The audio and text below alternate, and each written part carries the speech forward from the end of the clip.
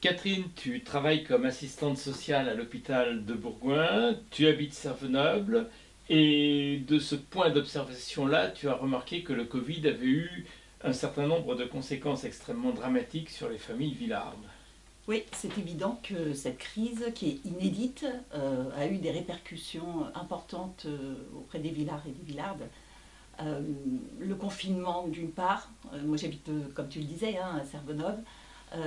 C'est un quartier où il y a beaucoup de familles monoparentales avec des enfants.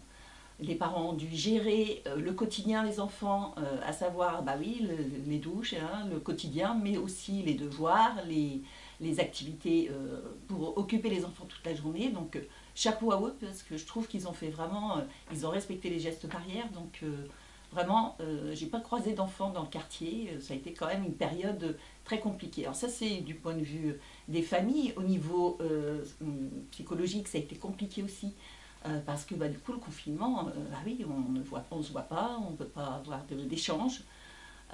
Économiquement, ça a été aussi difficile parce que ça a mis les parents dans une situation financière très compliquée. Puisque, bah oui, il y a des gens qui se sont retrouvés sans salaire, des gens qui se sont retrouvés à payer des activités pour leurs enfants, 3 repas par jour, bah oui, ça a un coût. Donc voilà, cette situation a été compliquée. La gestion des masques, alors ça, c'était aussi quelque chose d'extraordinaire. D'abord, on les attendait, après, on les avait plus. Enfin, voilà, c'est vraiment quelque chose de très compliqué. Et puis, donc, psychologiquement, il y a une détresse aujourd'hui qu'on va voir arriver et des gens qu'on va retrouver hospitalisés parce que ce confinement a été très dur pour tout le monde. On voit donc que la crise est loin d'être terminée. Et qu'est-ce que la liste avec peut proposer de concret? Alors, il y a deux choses au niveau de la commune, et si on est élu, il faut absolument qu'on intervienne sur les quartiers, qu'on fasse de la prévention, qu'on puisse être là et qu'on apporte un soutien par une cellule psychologique par exemple, mais enfin voilà, des choses qui existent pour les familles et leurs enfants.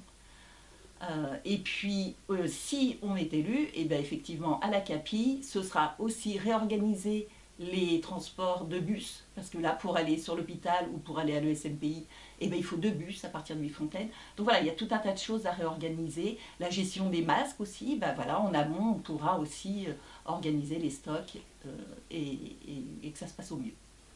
Donc la santé est un bien absolument inaliénable pour tous. Tout à fait, oui, exactement. Et pour une ville plus Plus solidaire, solidaire, le le 28 28 juin, juin, il faut voter avec Villefontaine.